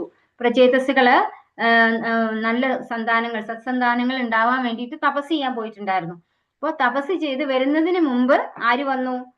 നാരദ ബ്രഹ്മർഷി വന്നു. ആരുടെ അടുത്ത്? പ്രാചീന ബർഹി രാജാവിന്റെ അടുത്ത്. എന്നിട്ട് കാര്യങ്ങളൊക്കെ എക്സ്പ്ലെയിൻ ചെയ്ത് കൊടുക്കുന്നുണ്ട് അല്ലെ. നമ്മള് വലിയ 4-ാമത്തെ സ്കന്ധത്തിലാണ്, ഒരുപാടുണ്ടത്. അപ്പൊ അവിടെ ഒരുപാട് എക്സ്പ്ലെയിൻ ചെയ്ത് കൊടുക്കുന്നുണ്ട്. അവസാനമാണ് പ്രാചീന ബർഹി രാജാവിന് കാര്യം മനസ്സിലാകുന്നതും. മനസ്സിലാക്കിയ ഉടനെ തന്നെ പ്രചേതാസുകൾ വന്ന് അവർക്ക് രാജ്യഭാരം ഏൽപ്പിച്ചു കൊടുക്കാനൊന്നും ആര് വെയിറ്റ് ചെയ്തില്ല? പ്രാചീന ബർഹി വെയിറ്റ് ചെയ്തില്ല. അപ്പൊ തന്നെ അദ്ദേഹം ആധ്യാത്മികമായ പുരോഗതിക്ക് വേണ്ടി രാജ്യം ഉപേക്ഷിച്ചു പോയി. ഒരു കുഞ്ഞു പല്ലിയുടെ മാതൃക കണ്ട് ഒരു കുഞ്ഞിനൊപ്പം പോയ ശ്രീധരസ്വാമിയുടെ കഥ. അപ്പോൾ ഇത് ഞാൻ നെറ്റിൽ ബ്രൗസ് ചെയ്താണ്. അപ്പോൾ അത് മനസ്സിലാക്കിയത് ശ്രീധരസ്വാമി ഒരു നല്ലൊരു ആധ്യാത്മിക പുരോഗതി ഉള്ള ഒരു വ്യക്തിയായിരുന്നു. അപ്പൊ അദ്ദേഹത്തിന് ഒരു കുട്ടി ജനിച്ച സമയത്ത് നമ്മളെല്ലാവരും എന്താ ചെയ്യുക? ഒരു കുട്ടി ഉണ്ടായി കഴിഞ്ഞാല് ഭൗതികമായിട്ടുള്ള ആഗ്രഹമുള്ളവരാണെങ്കിൽ എങ്ങനെയെങ്കിലും ഈ കുട്ടീനെ ഡോക്ടറാക്കണം എന്ന് ചിന്തിക്കും അല്ലെ. ആധ്യാത്മികമായിട്ടുള്ള ആളുകളാണെങ്കിലോ ഈ കുട്ടീനെ എങ്ങനെയെങ്കിലും ഭക്തനാക്കണം എന്ന് വിചാരിക്കും അല്ലെ. ഭക്തിയിൽ എന്റെ കുട്ടി ഏറ്റവും പ്രോഗ്രസ് ചെയ്യണം, അതിനു വേണ്ടി എന്തൊക്കെ ചെയ്യണം എന്ന് ചിന്തിക്കും. അപ്പൊ എന്തായാലും ഇപ്പൊ നമ്മള് പ്ലാനിങ് ചെയ്യും അല്ലെ. നമ്മള് ഒരു കുട്ടി ഉണ്ടാകുമ്പോൾ നമുക്ക് ഒരു പ്ലാനിങ് ഉണ്ടാവും. അപ്പൊ ഇങ്ങനെ ഇരിക്കുന്ന സമയത്താണ് ഒരു പല്ലിയുടെ മുട്ട, അതായത് വിരിയാറായ മുട്ട അദ്ദേഹത്തിന്റെ മുന്നിൽ താഴെ വീഴുന്നത്. അങ്ങനെ താഴെ വീണപ്പോ തന്നെ അതിന് ഒരു കുഞ്ഞു പല്ലി പുറത്തേക്ക് വരികയാണ്. ആ പുറത്തേക്ക് വന്ന സമയത്ത് തന്നെ അതുവഴി പോകുന്ന ഒരു ചെറിയ പാറ്റയെ ഈ പല്ലി കഴിക്കുകയാണ് ചെയ്യുന്നത്, ആഹാരം കഴിക്കുകയാണ്. അപ്പോൾ അദ്ദേഹം ചിന്തിച്ചു, അത്ര ജനിച്ച് വീണതേ ഉള്ളൂ ആ പല്ലി. അപ്പോഴേക്കും അതിന് ജീവിക്കേണ്ടത് എങ്ങനെയാണ്, അതിനെങ്ങനെ ആഹാരം കഴിക്കണം എന്നുള്ള ബുദ്ധി ഭഗവാൻ കൊടുത്തിട്ടുണ്ട്. അങ്ങനെയാണെങ്കിൽ പിന്നെ നമ്മൾ എന്തിനാണ് കുട്ടികളുടെ കാര്യത്തെക്കുറിച്ച് ബോധേഡാവുന്നത്? ഭഗവാൻ അതിന് അതിൻ്റെതായ ബുദ്ധി കൊടുത്തിട്ടുണ്ട് എന്ന് മനസ്സിലാക്കാൻ സാധിച്ചു എന്നാണ് അവിടെ ഞാൻ മനസ്സിലാക്കിയത് ആ ഒരു കഥ. അപ്പൊ ഓരോന്നിനും ഭഗവാൻ സംരക്ഷിക്കുന്നുണ്ട്. എല്ലാറ്റിന്റെയും സാഹചര്യങ്ങളും ഒക്കെ ഭഗവാന്റെ നിയന്ത്രണത്തിലാണ്. അപ്പൊ ഓരോ സാഹചര്യങ്ങളും നമ്മൾ ആ സാഹചര്യത്തിനനുസരിച്ച് പോകേണ്ടതേ ഉള്ളത്. നമ്മൾ നെഗറ്റീവായിട്ട് എടുക്കേണ്ട കാര്യമില്ല. പ്രതികൂല സാഹചര്യങ്ങളുള്ള പക്വതയുള്ള ഒരു ഭക്തന്റെ പ്രതികരണം. കുന്തി രാജ്ഞിയുടെ പ്രാർത്ഥനകൾ 1:8-41. അത വിശ്വേശ വിശ്വാത്മൻ വിശ്വമൂർത്തേ സ്വകേഷു മേ സ്നേഹപാശമിമം ചിന്തി ദൃഢം പാണ്ഡിഷു വൃഷ്ണിഷു. കുന്തി മഹാറാണി എന്താ പറയുന്നത്? എന്റെ മക്കളോടും അതായത് ഭർത്താവിന്റെ കുടുംബത്തോടും സ്വന്തം കുടുംബത്തോടും ഉള്ള സ്നേഹപാശം മുറിച്ചു തരണേ ഭഗവാനെ എന്നാണ് പറയുന്നത് അല്ലെ. അതായത് ദൃഢം പാണ്ഡിഷു വൃഷ്ണിഷു അല്ലെ. സ്നേഹപാശമിമം ചിന്തി ദൃഢം പാണ്ഡിഷു വൃഷ്ണിഷു. അതായത് പാണ്ഡു പറയുമ്പോ ഭർത്താവിന്റെ കുടുംബത്തോടുള്ളത്, വൃഷ്ണിഷു പറയുന്നത് സ്വന്തം കുടുംബത്തോടുള്ളത്. അപ്പൊ ഇത് മുറിച്ചു കളയണേ എന്നാണ് ഭഗവാനോട് കുന്തി മഹാറാണി പ്രാർത്ഥിക്കുന്നത്. ഇവിടെ നാരദ ബ്രഹ്മർഷിക്ക് എന്താ സംഭവിച്ചത്? അമ്മ മരിച്ചപ്പോ ആ ഒരു സ്നേഹപാശം ഇല്ലാതെയാക്കാണ് ചെയ്തത് അല്ലെ. അമ്മയുടെ ഒരു സ്നേഹപാശത്തിലായിരുന്നു ആ കുട്ടി. അപ്പൊ അതിനെ മുറിച്ചു കളയാണ് ഭഗവാൻ ചെയ്തത്. ഇത് തന്നെയാണ് കുന്തി മഹാറാണി ഭഗവാനോട് ചോദിക്കുന്നത്. അല്ലയോ വിശ്വാത്മൻ, അല്ലയോ വിശ്വമൂർത്തെ, ആകയാൽ ബന്ധുജനങ്ങളായ പാണ്ഡവരോടും വൃഷ്ണികളോടുമുള്ള എന്റെ സ്നേഹബന്ധത്തെ ദയവായി വേർപെടുത്തിയാലും. ശ്രീ പ്രഭുപാദരുടെ മുസ്ലിം ശിഷ്യൻ ദോഷപ്രഭു രാമരഞ്ജൻ പ്രഭുവിന്റെ വേർപാടിന് ശേഷം ശ്രീ പ്രഭുപാദരുടെ ധാരണയും ആശയവിനിമയം. ഇത് ഞാൻ ഒരു ക്ലാസ്സിൽ ഞാൻ കേട്ടിട്ടുണ്ട്. ഇത് എന്താന്ന് വെച്ചാല് ശ്രീ പ്രഭുപാദരുടെ ഒരു ശിഷ്യൻ ഉണ്ടായിരുന്നു, ഒരു മുസ്ലിം ശിഷ്യനായിരുന്നു അദ്ദേഹം മാത്രമാണ്, സിംഗിൾ ഡിവോട്ടിയാണ്. ആധ്യാത്മികതയിൽ വന്നപ്പോൾ ഭയങ്കരമായ ബുദ്ധിമുട്ടുകൾ അദ്ദേഹം ഫാമിലിയിൽ അനുഭവിക്കുന്നുണ്ടായിരുന്നു. അതുപോലെ അദ്ദേഹം ഒട്ടും റിച്ച് ആയിരുന്നില്ല. അപ്പോൾ ജോലിക്കും പോകേണ്ടതുണ്ടായിരുന്നു. അദ്ദേഹത്തിന് ഭാര്യയും കുട്ടികളും ഉണ്ടായിരുന്നു. അങ്ങനെ വളരെ ബുദ്ധിമുട്ടിക്കൊണ്ട് ഭൗതിക ജീവിതവും ആധ്യാത്മിക ജീവിതവും കൊണ്ടുപോയിക്കൊണ്ടിരുന്ന സമയത്ത് അദ്ദേഹത്തിന് പെട്ടെന്ന് ഒരു ദിവസം മരണം സംഭവിക്കുകയുണ്ടായി. അപ്പോൾ മരണം സംഭവിച്ചപ്പോ ശ്രീ പ്രഭുപാദര് രണ്ട് ഭാഗത്തേക്കും, അതായത് ഇസ്കോണിലും ഒരു ലെറ്റർ അയച്ചു, ഈ മരിച്ചുപോയ ആ ശിഷ്യന്റെ ഭാര്യക്കും ഒരു എഴുത്തയച്ചു. അപ്പോ ഈ ശിഷ്യന്മാർക്ക്, അതായത് ഇസ്കോണിലേക്ക് എഴുതി അദ്ദേഹം മറ്റൊരു ശരീരത്തിലേക്ക്, ഇതിനേക്കാൾ ഭംഗിയായിട്ട് അദ്ദേഹത്തിന് ഭക്തി ചെയ്യാൻ പറ്റുന്ന ഒരു ശരീരത്തിലേക്ക് ഷിഫ്റ്റ് ചെയ്യപ്പെട്ടിരിക്കുകയാണ്, അതുകൊണ്ട് ഒട്ടും വിഷമിക്കേണ്ടതില്ല എന്ന് എഴുതി. പക്ഷെ ഇതുപോലെ ആർക്ക് എഴുതിയിട്ടില്ല? അദ്ദേഹത്തിന്റെ ഭാര്യയ്ക്ക് എഴുതിയിട്ടില്ല. ഭാര്യയോട് പറഞ്ഞത്, നിങ്ങൾ ഏത് സാഹചര്യത്തിലും സഹായിക്കാൻ ഞങ്ങൾ എപ്പോഴും നിങ്ങളുടെ കൂടെ ഉണ്ടാവും എന്നാണ് പറഞ്ഞത്. അങ്ങനെ ആ ഭാര്യ പിന്നീട്, അതായത് അവർക്ക് ഫാമിലി വേണോ അതോ ഇസ്കോണിലുള്ള ആൾക്കാർ വേണോ എന്നുള്ള ഒരു കൺഫ്യൂഷൻ വന്ന് അവര് ഇസ്കോണിൽ ചൂസ് ചെയ്യണ്ടായി. പിന്നെ അവരും ഒരു ഡിവോട്ടി ആയി മാറി. അവരും ഭഗവാന്റെ സേവനത്തില്, അവരും കുട്ടികളും ഒക്കെ ഡിവോഷനിലേക്ക് വന്നു എന്നാണ് പറയുന്നത്. അപ്പൊ ആ ഒരു മരണം, എന്താ പറയാ, ആ ഒരു ശിഷ്യന്റെ മരണം, മുസ്ലിം ശിഷ്യന്റെ മരണം ശരിക്കും പോസിറ്റീവായ റിസൾട്ടാണ് രണ്ടുപേർക്കും കൊടുത്തത്. അതായത് അദ്ദേഹത്തിന് കൂടുതൽ ഭക്തി ചെയ്യാനുള്ളൊരു ശരീരത്തിലേക്ക്, നല്ലൊരു കുടുംബത്തിലേക്ക് അദ്ദേഹത്തിനെ ഷിഫ്റ്റ് ചെയ്യും അല്ലെ. ഭഗവത്ഗീതയിൽ ഭഗവാൻ എന്താ പറയുന്നത്? പ്രാപ്യ പുണ്യകൃതാൻ ലോകാനുഷിത്വാ ശാശ്വതി സമാഹ ശുചീനാം ശ്രീമദാം ഗേഹേ യോഗഭ്രഷ്ടോ വിജായതേ. നമ്മള് ഭക്തിയില് പകുതി വഴിയിൽ നിർത്തിപ്പോയാല് അതിന്റെ ബാക്കി ചെയ്യാൻ പറ്റുന്ന ഒരു കുടുംബത്തിലേക്കാണ് നമ്മളെ ഭഗവാൻ ഷിഫ്റ്റ് ചെയ്യുക. അപ്പൊ തീർച്ചയായിട്ടും അദ്ദേഹത്തിന് അത് പോസിറ്റീവാണ്. ഇപ്പൊ അദ്ദേഹം വല്ലാതെ ബുദ്ധിമുട്ടായിരുന്നു, ഫാമിലി ലൈഫും അതുപോലെ ഡിവോഷണൽ ഇതും മുന്നോട്ട് കൊണ്ടുപോകാൻ അദ്ദേഹം വളരെ ബുദ്ധിമുട്ടുന്ന സമയമായിരുന്നു. അപ്പൊ അദ്ദേഹത്തിന് ഈസി ആക്കി കൊടുത്തു മാർഗം. ഇനി ഈ പറഞ്ഞ ഭാര്യയ്ക്കും അതുപോലെ തന്നെ, അവരും ബുദ്ധിമുട്ടായിരുന്നു അല്ലെ. അപ്പൊ അവർക്ക് ഇസ്കോണിലേക്ക് വന്നപ്പോ അവർക്ക് ഭക്തിയിലേക്ക് വരാനും ജീവിതം ഭംഗിയായിട്ട് കൊണ്ടുപോകാനും സാധിച്ചു. അപ്പൊ രണ്ടു കൂട്ടർക്കും ഒരു നല്ല കാര്യമാണത്. അതായത് ഒരു നെഗറ്റീവ് ആയിട്ടുള്ള കാര്യം എങ്ങനെയാണ് നമുക്കൊരു പുരോഗമനത്തിലേക്കാണ് വരുന്നത് എന്ന് മനസ്സിലാക്കുക എന്നുള്ളതാണ് ഇവിടെ പറഞ്ഞിരുന്നത്.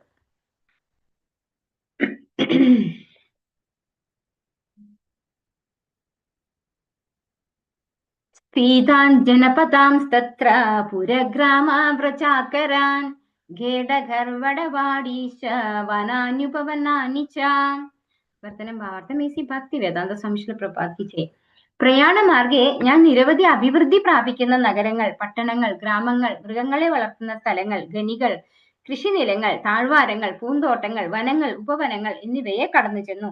അപ്പോ നമുക്ക് ഇനി അങ്ങോട്ടുള്ള ശ്ലോകങ്ങളില് നാരദ ബ്രഹ്മർഷി ഉത്തര ദിശ നോക്കി പോയി എന്ന് കണ്ടു അല്ലെ. ഇനി ഏതൊക്കെ വഴികളിലൂടെ സഞ്ചരിക്കുന്നോടത്ത് എന്തൊക്കെ അദ്ദേഹം കണ്ടു എന്നുള്ളതാണ് വ്യക്തമായിട്ട് പറഞ്ഞു തരുന്നത്. ഇവിടെ പറയാണ്, പ്രയാണമാർഗെ ഞാൻ നിരവധി അഭിവൃദ്ധി പ്രാപിക്കുന്ന, അതായത് ഡെവലപ്പ് ചെയ്യുന്ന നഗരങ്ങളും പട്ടണങ്ങളും ഗ്രാമങ്ങളും അതുപോലെ മൃഗങ്ങളെ വളർത്തുന്ന സ്ഥലങ്ങൾ, ഖനികൾ, കൃഷിനിലങ്ങൾ, താഴ്വാരങ്ങൾ, പൂന്തോട്ടങ്ങൾ, വനങ്ങൾ, ഉപവനങ്ങൾ എന്നിവയൊക്കെ കടന്നു ചെന്നു. അപ്പൊ ഇതിനെയൊക്കെ ക്രോസ് ചെയ്തു എന്നാണ് പറയുന്നത്. അപ്പൊ ഇതെന്തിനാണ് ഇവിടെ പറയുന്നത്? ഇപ്പോ നമ്മുടെ ഉള്ളില് നമ്മളിപ്പോ ആധ്യാത്മികമായ പുരോഗതിക്ക് ആഗ്രഹിക്കുന്ന ആളാണെങ്കിലും നമ്മൾ എന്താണ് ഭൗതികമായിട്ട് ഒരുപാട് ജീവിച്ചിട്ടാണ് നമ്മൾ ആധ്യാത്മികതയിലേക്ക് വരുന്നത് അല്ലെ. അപ്പൊ നമ്മുടെ ഉള്ളിൽ എപ്പോഴും എന്താണ് ഒരു ആഗ്രഹം ഉണ്ടാവും. ഈ ഏതെങ്കിലും തരത്തിൽ നമുക്ക് എന്താ പറയാ ഭൗതികമായിട്ട് താല്പര്യമുള്ള എന്തിലേക്കെങ്കിലും നമ്മൾ ചിലപ്പം ആകൃഷ്ടരാകും. പക്ഷെ ഇവിടെ ഈ കുട്ടി ഒന്നിലും ആകൃഷ്ടനായില്ല എന്ന് വ്യക്തമായിട്ട് നമുക്ക് മനസ്സിലാക്കി തരാണ്. ഇപ്പോ നമുക്ക് എക്സാമ്പിൾ പറയുകയാണെങ്കിൽ ഇന്നത്തെ കാലത്ത് IT ഫീൽഡിലൊക്കെ വർക്ക് ചെയ്യുന്ന കുട്ടികൾ ഉണ്ടാവും. അതായത് ചെറിയ പ്രായമുള്ള കുട്ടികൾ, അവരൊക്കെ എന്താണ് വളരെ താല്പര്യത്തോടു കൂടിയായിരിക്കും IT ഫീൽഡിൽ വർക്ക് ചെയ്യുന്നത്. ഒരു 5-10 വർഷം അവിടെ വർക്ക് ചെയ്ത് കഴിയുമ്പോഴേക്കും അവർക്കൊക്കെ മടുപ്പായിരിക്കും.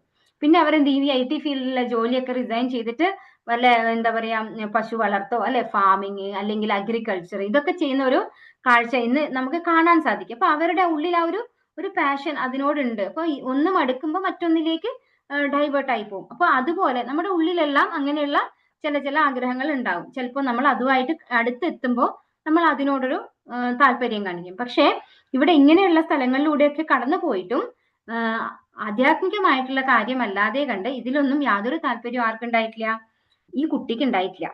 ഭാവാർത്ഥം ഇസി ഭക്തി വേദാന്ത സംശ്ല പ്രഭാതിച്ച് കൃഷി, ഖനനം, മൃഗപരിപാലനം, വ്യവസായം, ഉദ്യാനപാലനം തുടങ്ങിയവയിലൊക്കെ മനുഷ്യന്റെ പ്രവർത്തനങ്ങൾ ഇപ്പോഴുള്ള അതേ തോതിൽ വർത്തമാന സൃഷ്ടിക്ക് മുമ്പ് തന്നെ നിലവിലുണ്ടായിരുന്നു.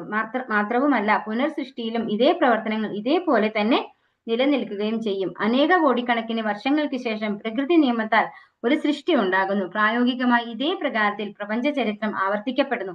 ജീവിതത്തിന്റെ മർമ്മപ്രധാനമായ ആവശ്യകതകളെ അന്വേഷിക്കാതെ ലൗകികവാദികൾ പുരാവസ്തു ഖനനങ്ങളിൽ സമയം പാഴാക്കുന്നു. ആത്മീയ ജീവിതത്തിൽ പ്രചോദിതനായ ശേഷം ശ്രീ നാരദമുനി വെറുമൊരു ബാലകനായിരുന്നിട്ട് പോലും പട്ടണങ്ങളും ഗ്രാമങ്ങളും ഖനികളും വ്യവസായശാലകളും ഒക്കെ കടന്നു ചെന്നുവെങ്കിൽ തന്നെയും സാമ്പത്തിക പുരോഗതിക്കായി ഒറ്റ നിമിഷം പോലും പാഴാക്കിയില്ല.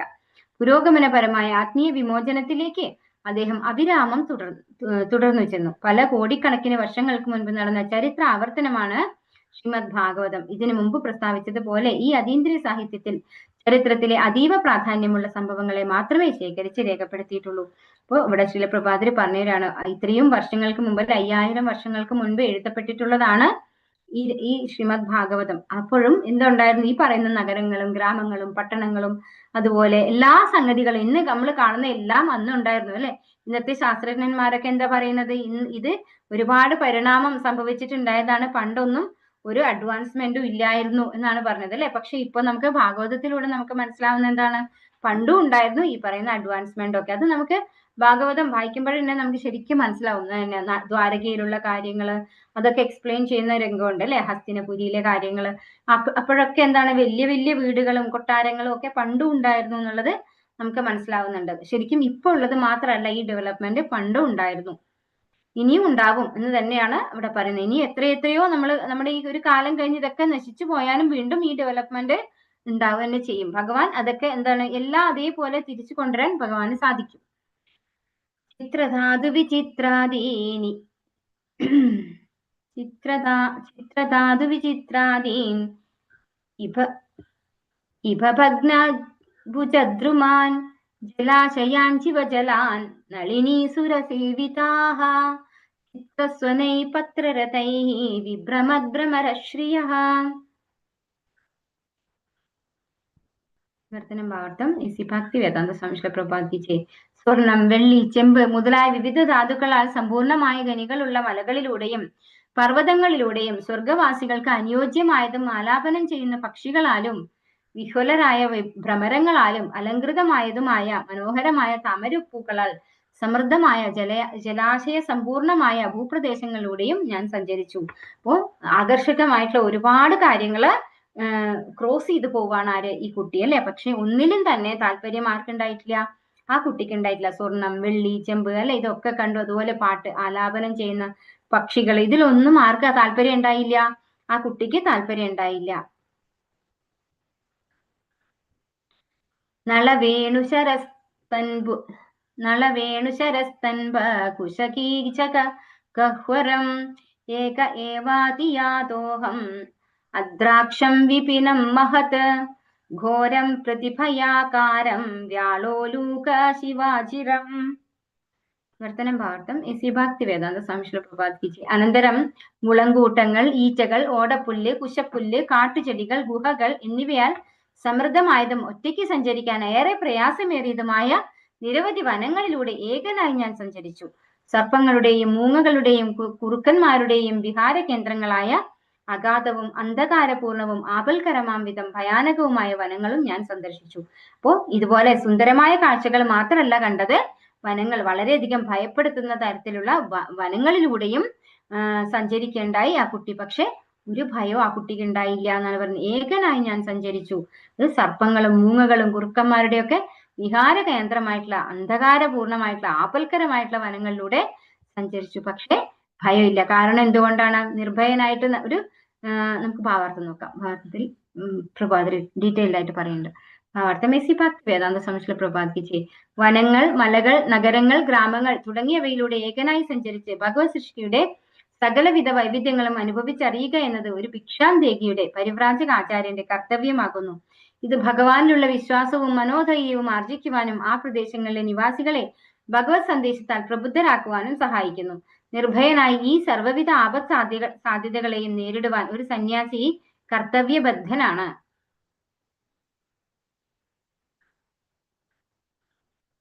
വർത്തമാന യുഗത്തിലെ ശ്രേഷ്ഠ മാതൃകാ സന്യാസി ശ്രീ ചൈതന്യ മഹാപ്രഭു ആകുന്നു. അപ്പോ ശ്രീ ചൈതന്യ മഹാപ്രഭു സന്യാസം സ്വീകരിച്ച സമയത്ത് എന്ത് ചെയ്തിട്ടുണ്ട്? കാട്ടിലൂടെ സഞ്ചരിച്ചിട്ടുണ്ട്. അവിടെ നാമസങ്കീർത്തനം ചെയ്തപ്പോ അവിടെയുള്ള മൃഗങ്ങളൊക്കെ ഡാൻസ് ചെയ്യണ്ടായി നമ്മൾ അറിയുന്നുണ്ട് അല്ലെ, നമുക്കറിയാം, കേട്ടിട്ടുണ്ട്. അപ്പൊ ഒരു സന്യാസിയുടെ ഡ്യൂട്ടിയാണ് എന്ത്? ഇങ്ങനെയുള്ള എല്ലാവർക്കും ഭഗവാനെ കുറിച്ച് പറഞ്ഞു കൊടുക്കുക, എല്ലാവർക്കും ഭഗവാന്റെ നാമം കൊടുക്കുക എന്നുള്ളത്. വലിയ പർപ്പോട്ടാണ്, ഇത് ഫുള്ള് വായിക്കുന്നില്ല. അപ്പോ ഇത് ഒരു സന്യാസിയുടെ ഡ്യൂട്ടിയാണ്. താൻ പോകുന്ന വഴിയിലുള്ളവർക്കൊക്കെ ഭഗവാനെ കുറിച്ച് പറഞ്ഞു കൊടുക്കുക. അതുപോലെ നിർഭയനായിട്ട് വേണം അദ്ദേഹം സഞ്ചരിക്കാനായിട്ട്. അദ്ദേഹത്തിന് ആ ഒരു രീതിയിലുള്ള ആൾക്ക് മാത്രമേ ആരാവാൻ പറ്റുള്ളൂ? ഒരു പരിവ്രാജകനാവാൻ പറ്റുള്ളൂ. അപ്പൊ നിർഭയനായിട്ട് ഈ കുട്ടി സഞ്ചരിക്കേണ്ടായി. പരിശ്രാന്തേന്ദ്രിയാത്മാഹം തൃപ്പരീതോ ബുഭുക്ഷിതഃ സ്നാത്വാ പീത്വാ ഹൃദേ നദ്യാ ഉപസ്പൃഷ്ടോ ഗതശ്രമഃ. വർത്തനം ഭാഗം എസി ഭക്തി വേദാന്ത സ്വാമി പ്രഭാതിക്ക്. അങ്ങനെ സഞ്ചരിച്ചു കൊണ്ടിരിക്കുമ്പോൾ എനിക്ക് ശാരീരികവും മാനസികവുമായ തളർച്ച മാത്രമല്ല, വിശപ്പും ദാഹവും അനുഭവപ്പെട്ടു. ആകയാൽ ഞാനൊരു നദീസരസിൽ സ്നാനം ചെയ്യുകയും ജലപാനം ചെയ്യുകയും ചെയ്തു. ജലസമ്പർക്കത്താൽ എനിക്ക് ക്ഷീണത്തിൽ നിന്നും ആശ്വാസം ലഭിച്ചു. അങ്ങനെ ഭക്ഷണം ഒന്നും കഴിക്കാണ്ടാണ് പോകുന്നത് അല്ലെ. അപ്പോ ദാഹവും വിശപ്പും ഒക്കെ അനുഭവപ്പെട്ടപ്പോ നദിയിൽ നിന്ന് ജലം കുടിച്ചപ്പോ ആശ്വാസം ഉണ്ടായി എന്നാണ് പറയുന്നത്. ഒരു ഗൃഹസ്ഥന്റെ വീട്ടുപടിക്കൽ ഭിക്ഷ യാചിക്കാതെ പ്രകൃതിയുടെ വരദാനത്താൽ ശാരീരിക ആവശ്യങ്ങളായ വിശപ്പിനെയും ദാഹത്തെയും തൃപ്തിപ്പെടുത്താൻ സഞ്ചാരിയായ ഒരു ഭിക്ഷുവിന് കഴിയുന്നു. ആകയാൽ ഭിക്ഷാന്തേഹി ഗൃഹസ്ഥന്റെ ഭവനത്തിൽ ആഗമിക്കുന്നത് യാചിക്കാനല്ല, മറിച്ച് ആ ഗൃഹസ്ഥനെ ആത്മീയമായി പ്രബുദ്ധനാക്കാനാണ്. അപ്പൊ ഒരു ഭിക്ഷാന്തേഹിക്ക് നന്നായി വിശപ്പും ദാഹവും ഒക്കെ സഹിക്കാനുള്ള കഴിവുണ്ട്. അപ്പൊ പിന്നെ ആ ഭിക്ഷാന്തേഹി എന്തിനാണ് ഗൃഹസ്ഥരുടെ വീട്ടിൽ പോയി ഭിക്ഷ യാചിക്കുന്നത്? അങ്ങനെ അവർക്ക് ആധ്യാത്മികമായ ഒരു പുരോഗതി ഉണ്ടാക്കാൻ അല്ലെങ്കിൽ ഭഗവാനെ കുറിച്ച് പറഞ്ഞു കൊടുക്കാൻ വേണ്ടിയാണ് അത്തരത്തിലുള്ള ആചാര്യന്മാര് അല്ലെങ്കിൽ ഭിക്ഷാന്തേഹികള് ഭവനത്തിൽ വന്ന് ഭിക്ഷ യാചിക്കുന്നത് എന്നാണ് പറയുന്നത്. ഇപ്പൊ രണ്ടു വിധത്തിൽ അവർക്ക് പുരോഗമിക്കാൻ പറ്റും. ഒന്ന്, നമ്മൾ ആധ്യാത്മികമായിട്ട് പുരോഗമിച്ച ഒരു വ്യക്തിക്ക് നമ്മൾ എന്തെങ്കിലും ഒന്ന് കൊടുക്കുകയാണെങ്കിൽ എന്താണ് അത് നമുക്ക് ആ ആചാര്യന്റെ കാരുണ്യം ലഭിക്കാനുള്ള ഒരു സാഹചര്യം നമുക്ക് തരാണ്. അതായത് നമുക്ക് ആധ്യാത്മികമായിട്ടൊന്നും കേൾക്കാൻ താല്പര്യം ഇല്ലെങ്കിൽ പോലും അവർക്ക് വെറുതെ നമ്മൾ കൊടുക്കുന്ന ഈ ഒരു സഹായം പോലും നമുക്ക് ആധ്യാത്മികമായ പുരോഗതിക്ക് ഒരു സാഹചര്യം ഉണ്ടാക്കും എന്നാണ് പറയുന്നത്. അതുപോലെ ഇത്തരത്തിലുള്ള ആചാര്യന്മാരെ നമ്മൾ ഒരു എന്താണ് ലവമാത്ര സാധുസംഘ സർവസിദ്ധി ഹോയി പറയും അല്ലെ. ചെറിയൊരു സത്സംഗം കിട്ടുന്നതും നമ്മളെ ആധ്യാത്മികമായിട്ട് പുരോഗമിക്കാൻ സഹായിക്കും. തസ്മിൻ നിർമനുജേരണ്യേ പിപ്പലോപസ്ഥ ആശ്രിതഃ ആത്മനാത്മാനമാ ആത്മസ്ഥം യഥാശ്രുതമചിന്തയം. വിവർത്തനം ഭാവാർത്ഥം ഇസി ഭക്തി വേദാന്ത സംശ്ല പ്രപാദിച്ചേ. അനന്തരം മനുഷ്യവാസമില്ലാത്ത ഒരു വനത്തിൽ ഒരു ആൽമരത്തണലിൽ മുക്താത്മാക്കളിൽ നിന്നും അഭ്യസിച്ച പോലെ ബുദ്ധി ഉപയോഗപ്പെടുത്തി അന്തരംഗസ്ഥനായ പരമാത്മാവിനെ ഞാൻ ധ്യാനിക്കാൻ ആരംഭിച്ചു. അപ്പോ ഒരു വലിയ കാട്ടിലേക്ക് എത്തിയിട്ട് ഭഗവാനെ ധ്യാനിക്കാൻ ആരംഭിച്ചു നാരദ ബ്രഹ്മർഷി എന്നാണ് പറയുന്നത്. ഭാവാർത്ഥമേസി ഭക്തി വേദാന്ത സംശ്ല പ്രപാദിച്ചേ. സ്വന്തം മനോരഥത്തിനനുസരിച്ച് ഒരാൾ ധ്യാനത്തിൽ ഏർപ്പെടരുത്.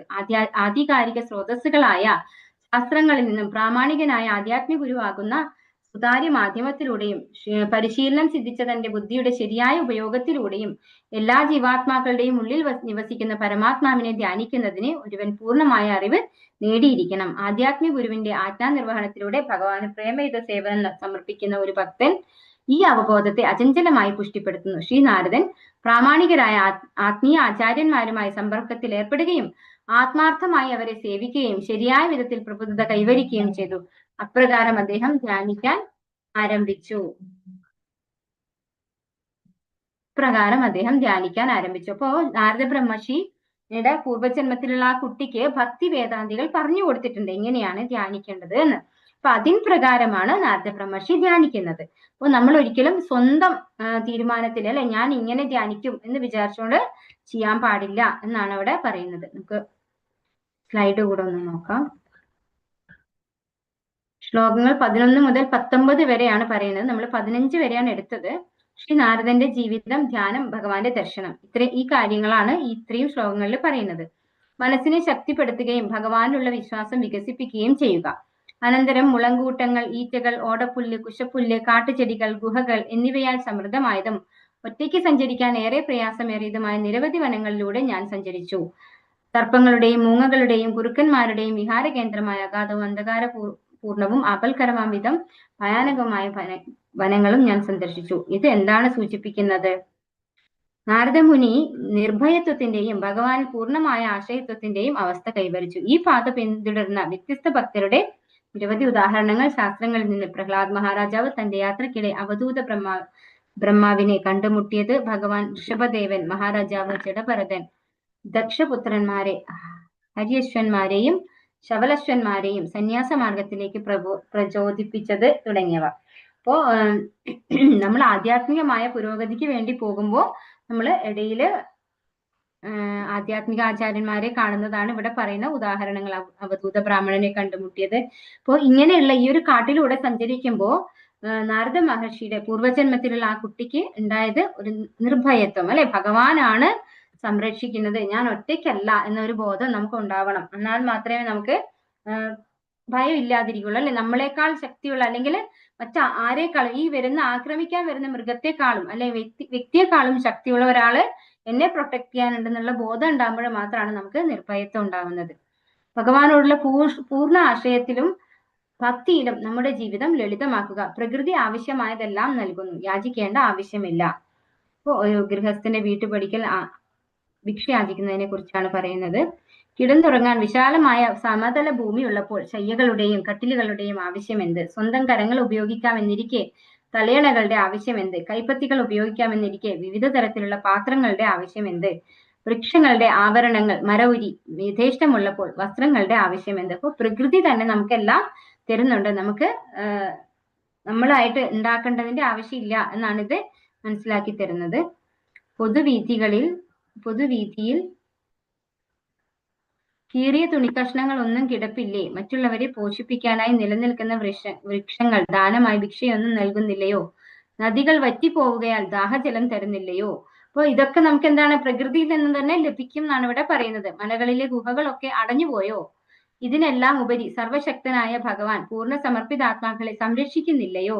പിന്നെ എന്തിനാണ് ജ്ഞാനികളായ മുനിവര്യന്മാർ കഠിനയത്നത്താൽ സമ്പാദിച്ച ധനത്തിൽ മതാന്തരായവരെ മുഖസ്തുതി പറയാൻ പോകുന്നു? അപ്പോ അത്തരത്തിലുള്ള സന്യാസികളെ ചോദ്യം ചെയ്യാണ്. അതായത് ഇന്നത്തെ കാലത്ത് നമ്മൾ കാണും, അല്ലെ, ഇങ്ങനെയുള്ള സന്യാസിമാരൊക്കെ വലിയ വലിയ പണക്കാരുടെ വീട്ടിൽ പോയി അവരെയൊക്കെ മുഖസ്തുതി പറഞ്ഞ് അവരുടെ സാമ്പത്തികമായ സഹായം സ്വീകരിക്കുന്നതൊക്കെ ഇന്നത്തെ കാലത്ത് കാണാം. ശരിക്കും ഇതിന്റെ ആവശ്യമില്ല, പ്രകൃതിയിൽ നിന്ന് തന്നെ നമുക്ക് എല്ലാം കിട്ടും എന്നാണ് പറയുന്നത്.